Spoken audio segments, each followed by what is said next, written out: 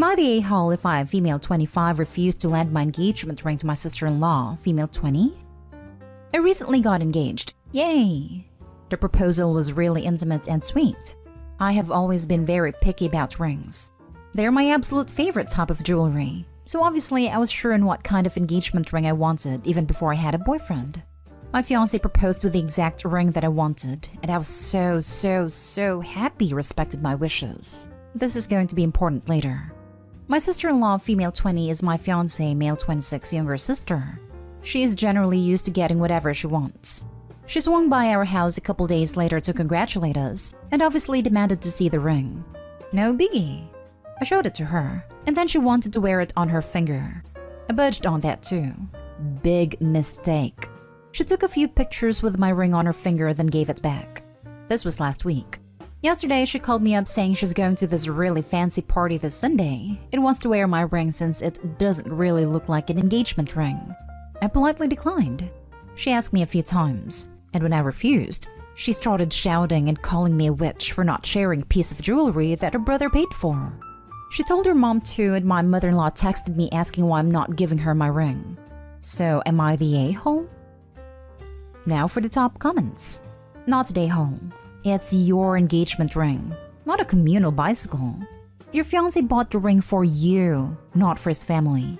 I'd keep a closer eye on the ring for the next few days if I were you. I'd also have a quick chat with your fiancé about the dumb BS his sister and mom are pulling. Yes, and get it insured if it's pricey. So when you announce your pregnancy, is she gonna ask to borrow her brother's genitals too? Will your mother-in-law insist? Just no. As she said, her brother paid for it, not her. And like the first comment said, bring your hubs into it. You need to present a united no. Not the a-hole. Firstly, it's your ring, and you are not obligated to lend it to anyone. Not wanting to is enough of a reason by itself. But this is your engagement ring. They are meaningful and sentimental, regardless of whether they look like a traditional engagement ring. It's not normal to ask to borrow someone else's engagement or wedding ring at all, and it's weird that she doesn't get that. She's being an entitled brat. I find it even weirder since it's the ring from her brother to OP.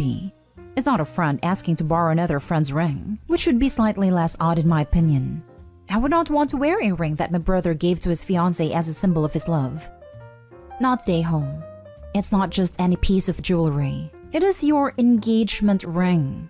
I am wondering if sister-in-law told mother-in-law it was just a ring that she was trying to borrow, or if she told her that it was your engagement ring.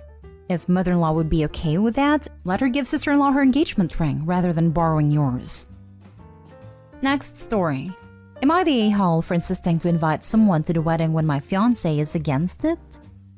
I'm 26 male and my fiancé, who I'm getting married to in a few months, is also 26 female. I started dating my fiancé 4 years ago and we got engaged last year. Before I met my fiancé, I was friends with one girl since we were 16 years old. We weren't that close, but we were good friends.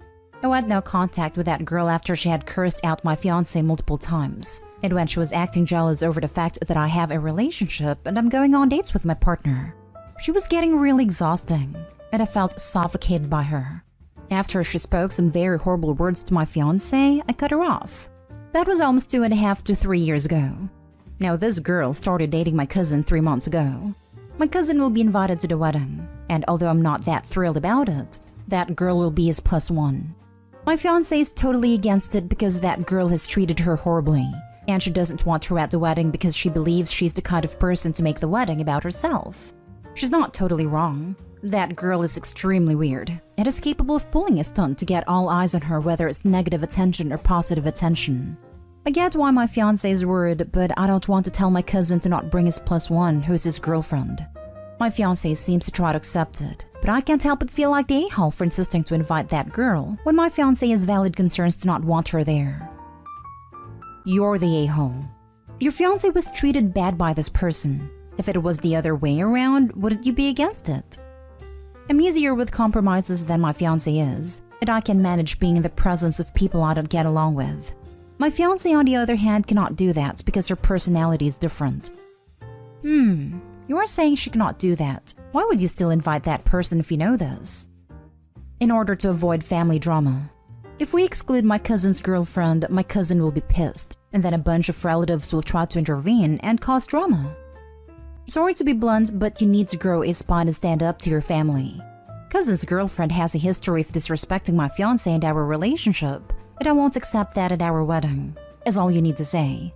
And if they keep giving you grief, just keep telling them you won't have someone who has disrespected your relationship at your wedding. You're the a-hole.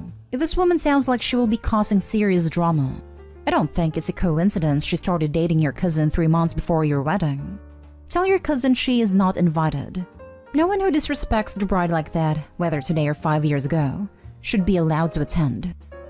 Why does your cousin's comfort matter more than your fiancé's at her own wedding? You're the a-hole. I keep waiting to see a legitimate explanation for this. A cousin can't bring a girlfriend of 3 months, versus the bride has to deal with the stress of knowing a person who harassed and insulted her that they had to cut out of their lives is coming and can cause drama at her wedding. How on earth is this even a debate? Your fiancé has to feel like your lowest possible priority right now. You're the a-hole. Next story is titled, Am I the a-hole for turning down the best man role and disrespecting the couple's wishes? I will provide some context before getting to the actual story. I come from a country where bridal parties like groomsmen and bridesmaids are not a thing. Some younger couples do wedding parties because it's a trend in the West, but it's definitely not something usual in our culture. Best men and maids of honor don't have the same role that they do in American weddings. They have the role of spiritual supporters in terms of religion. Now, it's usually just our version of best man and maid of honor in the wedding party, and if either of them is married, engaged, or in a long-term relationship, their significant other is expected to sit at the head table along with the bride and groom. It's unheard of here to pair maid of honor with best man and bridesmaids with groomsmen. Everyone is with their significant other or their chosen plus one. Now, my best friend is getting married to his future wife. His wife has never liked my fiancé, since the very beginning. The reason was that his wife wanted to set me up with her cousin, and I rejected her cousin by getting with my fiancé, and ruined her plans. Throughout my 7-year relationship with my fiancé, my friend's wife was doing sketchy things at the beginning to get us to break up, and later she'd just be extremely shady.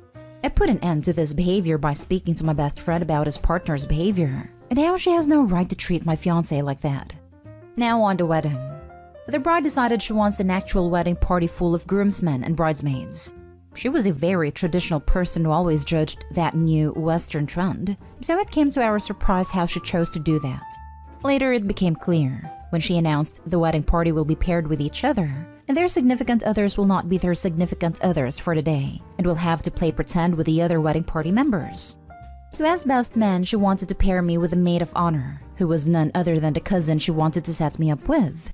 I was expected to walk with maid of honor, dance intimately with maid of honor, sit with maid of honor during dinner, while my significant other would be seated with some random guests she didn't know. Seeing through the bride's intentions, I said that they either changed the plan or I'm stepping down because I know what she's trying to do. She always hated that bridesmaid trend, and she always frowned upon it, but suddenly she wants to adopt every single part of American wedding culture out of spite for me and my fiancé's relationship? My best friend said to either take it or leave it, and then bride pulled the "it's my wedding" excuse and said that even if she wanted us to fake kiss with maid of honor, we should be expected to do it out of respect for her wedding day. I said I'm stepping down from the best man role if it means my relationship to my fiancé is disrespected like that. Our friends understand my reasoning for stepping down, but still claim I'm the a-hole because I'm obligated to respect the couple's wishes no matter what. Now for the top comments. Not the a-hole. Also, the bride is getting the Western tradition wrong. You don't pretend to be in a relationship with a maid of honor as the best man, and you certainly don't fake kiss. Frankly, even in the States, I would turn down this request, because it's completely wacky and usually disrespectful to the fact I'm in a relationship. No one should ask you to act like you're not for a night. I always found this tradition tacky because I find it disrespectful to have someone's significant other separate from them in such an event. But that's just because I grew up differently in another culture and it's not the norm here. She has the Western tradition completely wrong. The only time the best man and maid of honor are paired up is for the walk back down the aisle after the ceremony.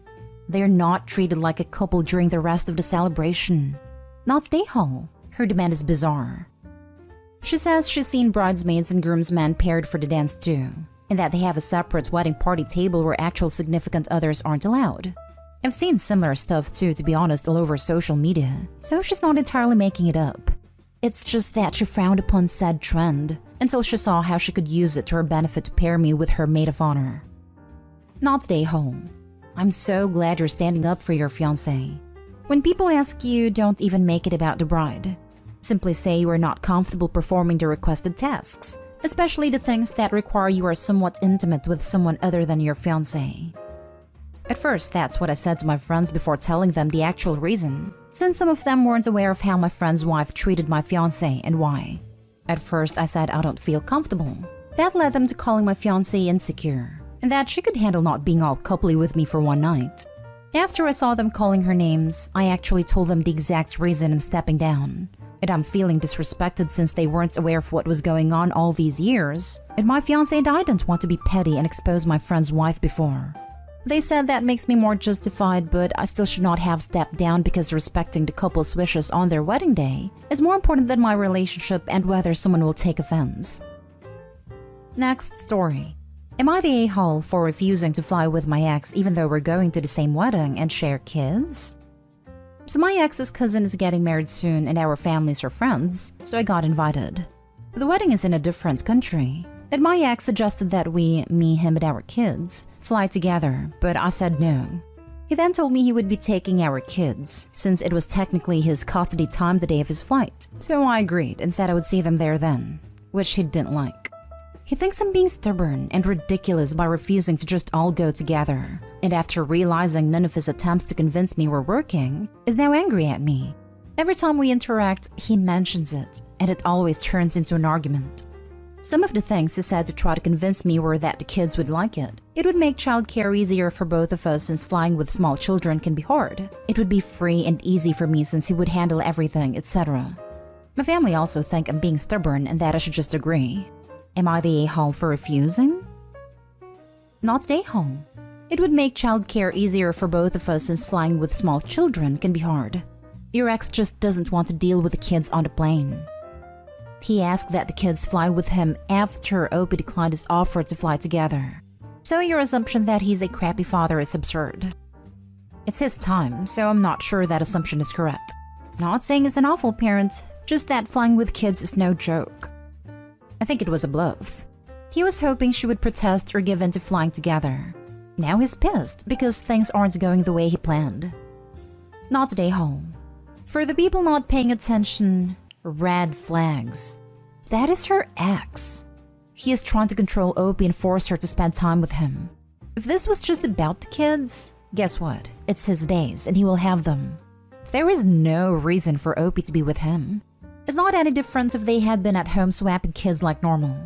Why is the ex demanding that Opie must be with him? Her kid-free time is her time to do as she pleases. If she wants to be with her boyfriend while she has the kids, then that's her choice. Repeat, it's her ex. He doesn't get the pleasure of her company anymore. And him using the kids as an excuse is just wrong. Exactly. She doesn't have to explain. She said no. What is it with people seeing a no as a let's argue? Now for the last story. Am I the a-hole for telling my girlfriend that I don't like the gift she got me and asking for something else? My girlfriend, 22 female and I, 26 male, have been together for almost 4 years and live together. She has a stable career and has bought herself a car and was taught to drive in high school. I was never taught to drive, and it's not really necessary because I can Uber, take the bus, or my girlfriend can drive. She's offered before to teach me to drive, but I declined because I'm not really interested in learning, because I don't plan on getting a car since they cost a lot of money. So, my birthday was yesterday and my girlfriend was really excited to give me my gift. It was private driving lessons, which admittedly cost her several $100s. I was really offended because I don't want to learn to drive. She hyped the gift up like I'd love it, but I honestly hate it. It seems more like it's for her because she wants me to learn to drive than it is for me. I got really upset and disappointed when I opened it, and she kept pushing to ask why I didn't like it. I told her again that I don't care for driving, and it seemed like a really impersonal gift, because I don't even want my license or a car, so why would I want this? I felt like she doesn't even know me. And she got really upset, so I suggested she return the lessons and get me something I would like better. Now she's calling me Nahal and said the lessons are non-refundable and is really upset with me. I don't think I'm the a-hole because I've told her before that I don't want to drive, but I feel like she's trying to change me. So now she's being immature and won't drive me anywhere and tells me I can Uber if I want to go somewhere, even if it's somewhere she was going to go already. Like she went thrifting and to the grocery store without me. We always go together, and said if I really wanted to go that badly, I can Uber. It's not even like I ask her for rides ever. I just tag along if she's already going somewhere. I get Ubers to and from work and have a good job, so it's pointless for me to even get a car or license.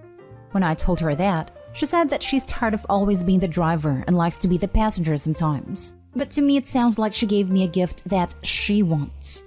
Because if she hates being the driver so much, I suggested that I could get lessons for her birthday, not mine, and that upset her even more. She said that it isn't a gift for her, and she'd be upset if I got myself driving lessons for her birthday. I told her basically, see, so you'd be upset if I got you something that you think is for me for your birthday. And she said yes. So even though I explained to her there's a double standard, she's still insisting that I'm the a-hole. Info, how much do you financially compensate your girlfriend for driving you about? I don't, because I don't ask her for rides. I just tag along if she's going somewhere.